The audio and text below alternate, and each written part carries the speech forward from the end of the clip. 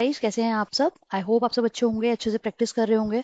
मैं बहुत जल्दी जल्दी कोशिश कर रही हूँ कि आप तक सारा सिलेबस कंप्लीट कर सकूं, सो दैट आपकी प्रैक्टिस अच्छी हो सके और आप अपने मॉक टेस्ट वगैरह में और अच्छे से प्रैक्टिस कर पाएं। ठीक है, तो जल्दी से चलते हैं आज के टॉपिक्स पे।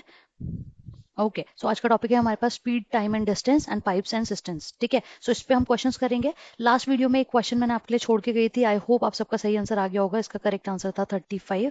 जिसका नहीं आया है उन्हें प्रैक्टिस की बहुत ज़्यादा ज़रूरत है, तो ज़्यादा से ज़्यादा प्रैक्टिस करो, उसका कोई भी सब्सिट्यूट नहीं है। ठीक है, आज के क्वेश्चन पे चल लेते हैं जल्दी से। ओके, सो फर्स्ट क्वेश्चन है हमारा, Moody takes 30 seconds to finish a ride an escalator if he walks on its normal speed in the same direction. Okay, definitely escalator है तो दोनों की स्पीड क्या होगी? प्लस होगी। क्यों? दोनों की जो स्पीड है वो एक ही डायरेक्शन में जा रही है। ठीक है, तो ये चीज बहुत बेसिक सी है, वो ध्यान रखेंगे। He takes 20 seconds to finish riding the escalator and if he walks at twice his normal speed is in the same direction. Okay, तो पूछा है कि यहाँ पे नॉर्मली उसने कितने लिया था? 30 सेकंड्स लिया था जब अपनी नॉर्मल स्पीड से जा रहा था। उसने 20 सेकंड्स लिया है जब उसने अपनी स्पीड को क्या कर दिया? डबल कर दिया है। ठीक है, if Moody decides to stand still on an escalator then the time in seconds need to finish the riding the escalator is. ठीक है, तो सिंपल सा है। तो हमें पता है distance equal to speed into time. ठीक है, तो हमें मूडी की स्पीड पता है, लेट्स से एक्स मान लेते हैं उसे, और उसे टाइम कितना लग रहा है? 30 सेकेंड्स। ये हमारी फर्स्ट सिचुएशन थी। मूडी की स्पीड अगर उसने डबल कर ली 2x, तो उसे टाइम लग रहा है कितना? 20 सेकेंड्स। ठीक है, तो अब हमें पता है डिस्टेंस हमारा सेम है दोनों सिचुएशन में, तो पहले उसमें हमारा आएगा स्पीड इंटू टाइम प्लस ई एस्केलेटर की स्पीड इंटू टाइम। ठीक है, पहली सिचुएशन। दूसरी सिचुएशन है speed into time plus again escalator की स्पीड इंटू टाइम। यहाँ पे हमें पता है कि दोनों चीजें एक ही डायरेक्शन में मूव हो रही है, इसलिए हमारा जो डिस्टेंस है वो कम हो जाएगा, लाइक स्पीड जो दोनों की है वो हो जाएगी प्लस। ठीक है, अब आ जाते हैं हम 30x प्लस 30e, और ये है 40x प्लस 20e। हमें पता है दोनों डिस्टेंस सेम है, हम तो इन दोनों को इक्वल कर देंगे। 30x plus 30e is equal to 40x plus 20e। अगर x को उधर भेज देते हैं तो ये बचेगा 10x, 20e को उधर भेज देते हैं ये बचेगा 10e। इसका मतलब e इज इक्वल टू हो गया हमारा x, ये से ही कट जाएगा। ठीक है, मतलब जो एस्केलेटर की स्पीड है वो हमारे मूडी की स्पीड के बिल्कुल इक्वल है। ठीक है,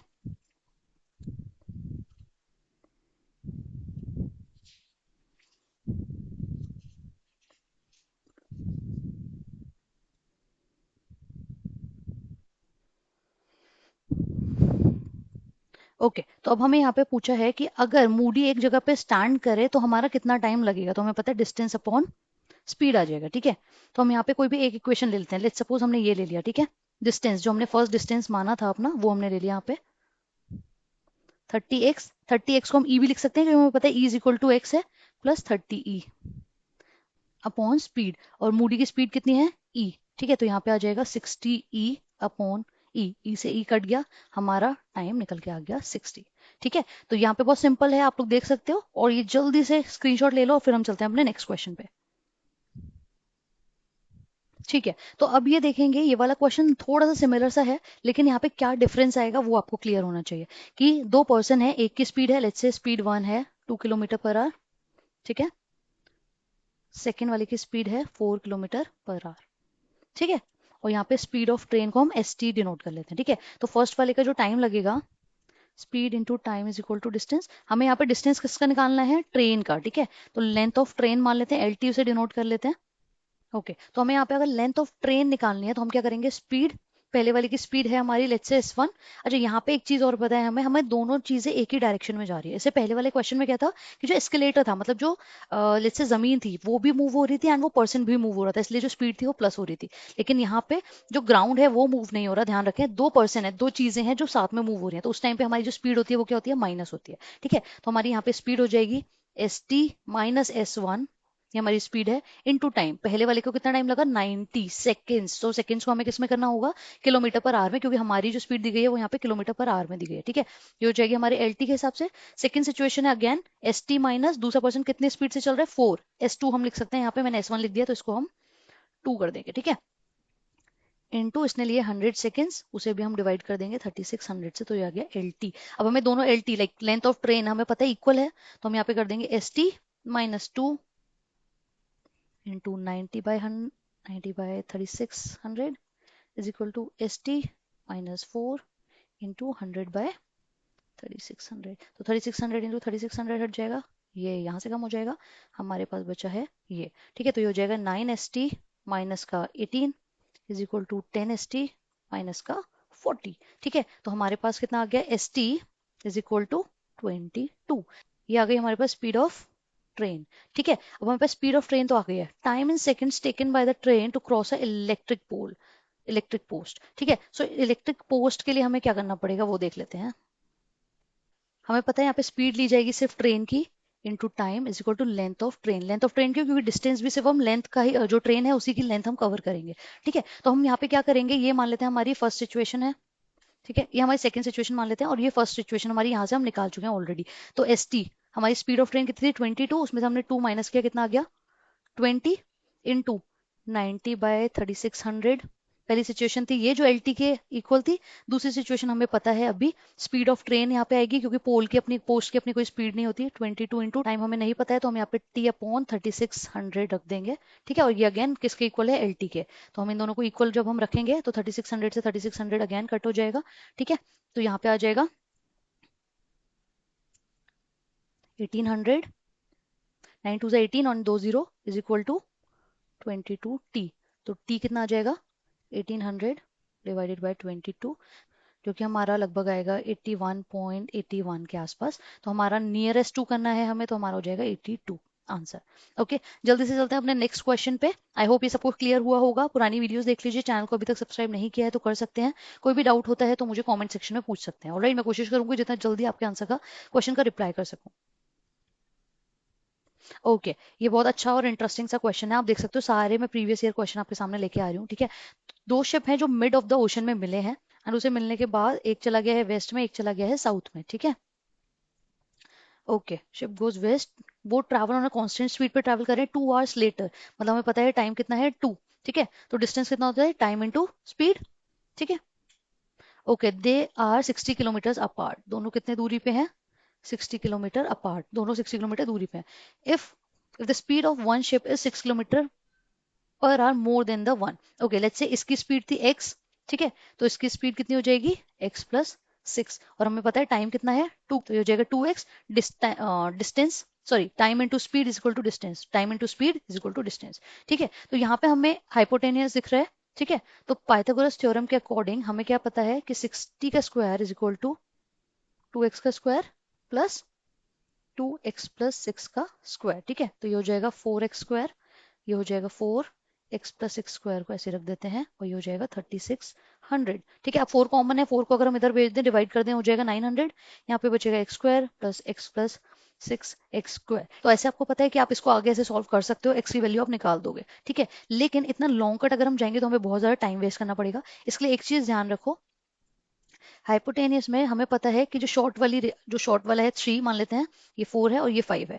ये कुछ नंबर्स हैं जो मैं आपको जब हम नेक्स्ट कैट के बाद खत्म होगा, जब कैट, उसके बाद जब मैं दोबारा से स्टार्ट करवाऊंगी, मैं कोशिश करूंगी कि मैं पूरा प्रॉपर वे में आपको समझाऊं कि ये कैसे निकलते हैं। ठीक है, ये कुछ नंबर्स हैं जो हम पाइथागोरस थ्योरम के लिए यूज करते हैं सो दैट हमें डायरेक्ट आंसर मिल सके। ठीक है, तो यहाँ पे बोला गया शॉर्ट वाला जो है 3 है, उससे ज्यादा वाला 4, और सबसे लंबा जो होता है हाइपोटेनियस हमारा वो होता है सबसे बड़ा। ठीक है, नंबर। ठीक है, तो ये बोल रहा है कि ये 5 नहीं है, ये कितना है 60, इसका मतलब ये 12 से बढ़ेगा। ये करेंगे अगर हम 12 से तो कितना हो जाएगा 36। मतलब जो हमारा छोटा वाला है 2x, वो 2x नहीं, वो कितना है 36, तो x इज इक्वल टू कितना हो गया 18। ठीक है, अब इसको समझने के लिए आप क्या कर सकते हो, अगर आपको लगता है करेक्ट निकला है या नहीं निकला, आप यहाँ पे भी स्पीड x की वैल्यू डाल के देख सकते हो, आप यहाँ पे भी x की वैल्यू डाल के देख सकते हो। ठीक है, तो 900 इज इक्वल टू 18 का स्क्वायर प्लस 18+6 का होल स्क्वायर अगेन। ठीक है, ये सॉल्व करके देख लेना, 900 ही आएगा। ओके, तो जल्दी से चलते हैं अपने नेक्स्ट क्वेश्चन पे। हमारे पास है to pipes A and B are attached to an empty water tank. Pipe A fills the tank while pipe B drains it. If pipe A is open at 2 p.m. Okay, so let's say A का है x litre per hour, ठीक है, and B is equal to y litre per hour. Okay, ठीक है, तो according to question pipe A is open at 2 p.m. ठीक है, and pipe B open at 3 p.m. ठीक है, then the tank becomes full at 10 p.m. 10 p.m. पे tank क्या हो गया, फुल हो गया। इसका मतलब ए ने कितने आवर्स वर्क किया, 8 आवर्स एंड बी ने कितने आवर्स वर्क किया? 7 आवर्स। ओके, तो इसका मतलब अगर हम टोटल वर्क काउंट करेंगे तो हमारा हो जाएगा 8x, क्योंकि हमने इसे x माना था, माइनस का 7y। ठीक है, तो ये हमारी फर्स्ट इक्वेशन आ गई निकल के। सेकेंड सिचुएशन हमें बोली गई है कि अगर A को ओपन करते हैं 2 PM ही और B को हम ओपन करते हैं 4 PM, तो इसमें से A पानी ऐड कर रहा है टैंक में और B उसका निकाल रहा है। ठीक है, तो 6 PM पे टैंक हमारा फुल हो जाएगा। इसका मतलब A ने काम किया हमारा 4 आवर्स एंड बी ने हमारा वर्क किया सिर्फ 2 आवर्स। तो टोटल वर्क डन कितना हो जाएगा हमारा? 4x माइनस का 2y। अभी आ गई हमारी सेकेंड इक्वेशन। अब क्योंकि ये दोनों टोटल वर्क डन है तो हम इसे इक्वेट कर देंगे, इक्वल कर लेंगे। ठीक है, तो 8x minus 7y is equal to 4x minus 2y। ठीक है, तो ये हो जाएगा 4x is equal to 5y। तो x by y is equal to हो जाएगा 5/4। तो टोटल वर्क डन हम यहाँ से निकाल सकते हैं। टोटल वर्क डन मैं फर्स्ट वाली इक्वेशन ले लेती हूँ। 8, x कितना है हमारा 5 माइनस का 7, y है हमारा 4। ठीक है, तो 5 8 जा 40 माइनस 7 4 जा 28। तो हमारे पास यहाँ पे आ गया 12 total work day. Total work day मतलब इतना लीटर जो है हमारे टैंक की कैपेसिटी है। ठीक है, अब यहाँ पे लास्ट में हमसे पूछा है if pipe B is not open at all then the time in minute taken to fill the tank. ठीक है, तो हमें पता है, अच्छा यहाँ पे टाइम वर्क डन कितना होगा हमारा? ए इंटू एक्स, क्योंकि हमारा जो वर्क है जो बी है वो तो ओपन ही नहीं है, वो बंद है। ठीक है, तो हमें यहाँ पे ए नहीं पता, लेकिन हमें यहाँ पे एक्स भी पता है, टोटल वर्क डे भी पता है। तो टोटल वर्क डे है 12 डिवाइड बाय हो जाएगा 5। यहाँ पे हमने निकाला था एक्स की वैल्यू 5 इज इक्वल टू आ जाएगा ए। तो इसका मतलब ए इज इक्वल टू 5 टू ज़ 10, 5 4 ज़ 20, 2.5 पर आवर आ रहा है, लेकिन हमें उसे निकालना है मिनट में।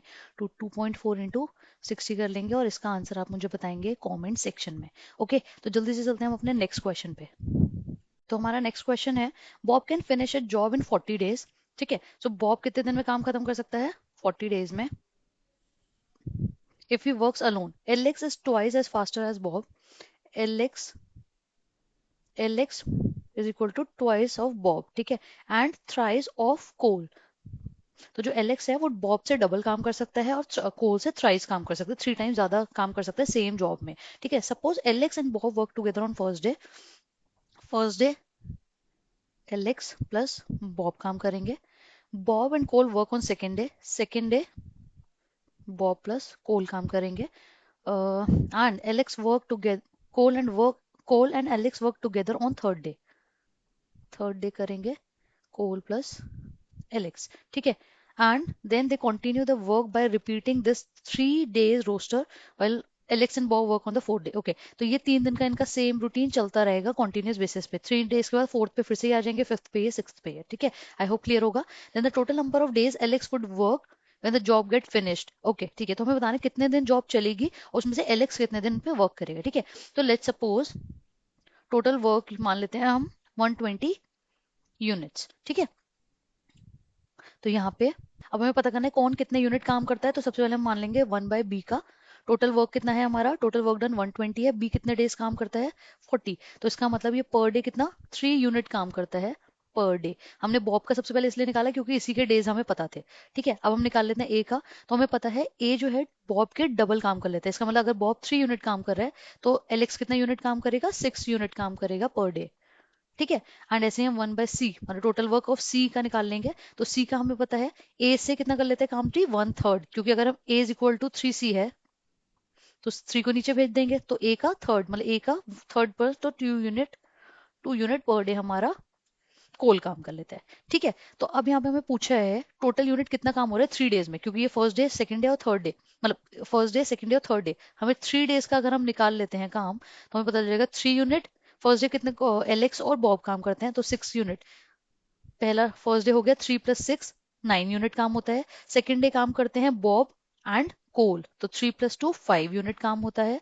प्लस थर्ड डे करते हैं कोल और एलेक्स, 8 यूनिट काम होता है। ठीक है, तो पर 3 डे तो टोटल कितना हो गया हमारा? 9 + 5 14, 14 + 8 22 यूनिट काम होता है पर 3 डेज। ठीक है, तो अगर हम 22 यूनिट पर 3 डे काम कर रहे हैं, हमारा टोटल यूनिट हमने सपोज किया था 120 है, तो 22 को अगर हम 5 से कर लें तो हमारा 110 यूनिट काम तो हो गया 5 डेज में ही।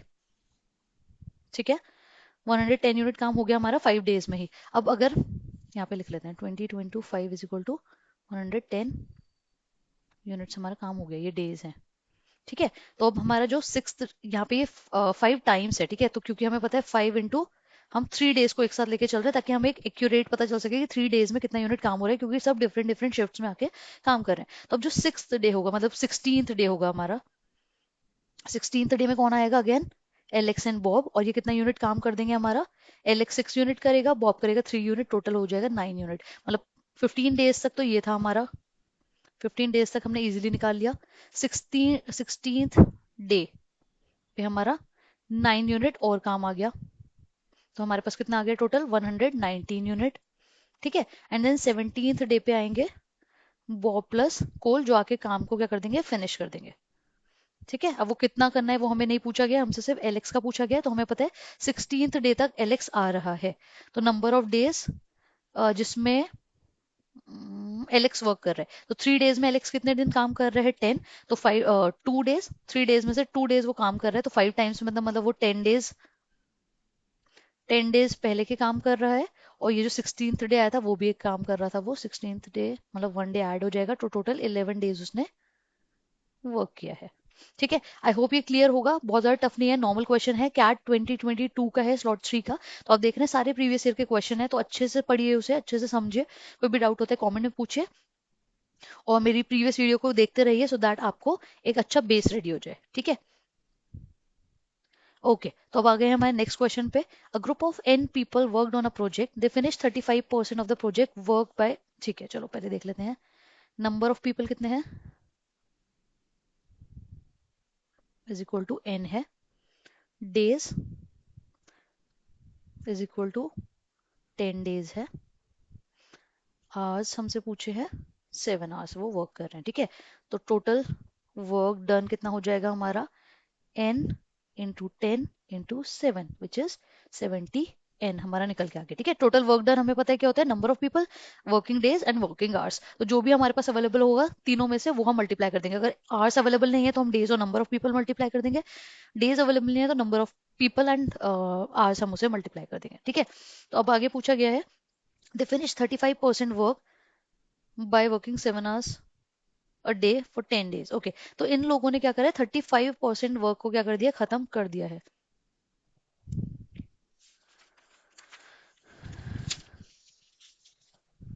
इसका मतलब, इसका मतलब 35% वर्क कितना था, 70 n, 70 n ये लोग काम कर चुके हैं, हमारा रिमेनिंग कितना है 65%। ठीक है, वो हमें नहीं पता, तो या फिर हम मल्टीपल इसे हम क्रॉस मल्टीप्लाई करके देख सकते हैं, अदरवाइज जैसे मैं हमेशा करवाती हूँ 35 × 70 कितना टाइम्स है, ये ज्यादा 2 टाइम्स है। ठीक है, तो सेम अगर हम इसका करेंगे तो कितना हो जाएगा, 2 टाइम्स में कंप्लीट हो जाएगा, ये हो जाएगा 130 n। लेकिन यहाँ पे हमें पता है 130 n कंप्लीट हो जाएगा, हमारे पास कितने परसेंट ज्यादा थे, 10 लोग ज्यादा थे, तो total number of working people कितना हो गया, 140।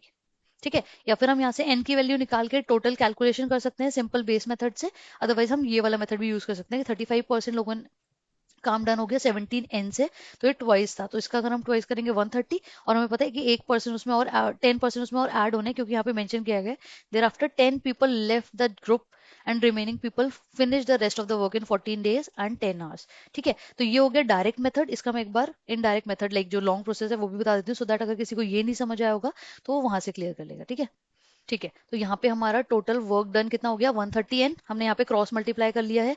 ठीक है, तो हमारा 65 वाला ये तब भी 130 n ही आएगा, तो 130 n आ गया हमारा यहाँ पे। अब यहाँ पे बोला है कि 10 आवर्स वर्क किया है उन्होंने 14 डेज के लिए, और नंबर ऑफ पीपल थे n माइनस 10, क्योंकि हमने पहले वाले को n लिया था और अब यहाँ पे n में से 10 माइनस हो चुका है, जो हमारा हो गया 130 n के बराबर। ठीक है, तो ये हो जाएगा 140 n minus 1400 is equal to 130 n। ठीक है, तो यहाँ पे रहेगा 10 n और ये हो जाएगा 1400, ये इधर भेज दिया, ये इधर भेज दिया, n की वैल्यू आ गई कितना 140, इसे या फिर ऐसा कर दो। ठीक है, तो बात वही हो गई। या फिर हम ये शॉर्टकट मेथड देख सकते हैं कि हमें यहाँ पे आ गया और हमें पता है 10 लोग छोड़ के गए थे, तो हम उसमें 10 प्लस कर लेंगे, एन की वैल्यू आ जाएगी। अदरवाइज ये लॉन्ग मेथड है कि हमने क्रॉस मल्टीप्लाई करके 130 एन हमने निकाल लिया, एंड देन वही हम टोटल वर्क डन का फॉर्मूला लगाएंगे, P sorry M D H. इसका फॉर्मूले को याद करने का भी तरीका है, M D H, men days hours. ठीक है, तो जो भी अवेलेबल होता है उसको हम कैलकुलेट कर लेते हैं, तो इसको एम डी एच वाले तरीके से याद कर सकते हो आप लोग। ठीक है, तो आज के लिए मैंने आपको 3 क्वेश्चन पढ़ाए हैं एंड इसके लिए आप अच्छे से प्रैक्टिस करो। आज का चैप्टर बहुत इंपॉर्टेंट था, बहुत अच्छे क्वेश्चंस और बहुत इजी क्वेश्चंस आते हैं, हमें बहुत ज्यादा प्रॉब्लम नहीं होगी अगर हम अच्छे से पढ़ाई करेंगे, तो डेफिनेटली हम पेपर में बहुत अच्छे से ये करेक्ट करके आ सकते हैं। ठीक है, तो चैनल को सब्सक्राइब कर दो अगर अभी तक नहीं किया है, वीडियो को लाइक करो, शेयर करो, सो दैट मैं और अच्छे से वीडियो आप तक ला के दे सकूं। ठीक है, एंड कैट के लिए, कैट 2024 के लिए हम अच्छे से प्रिपेयर कर सकें। Thank you so much and have a great day, bye bye.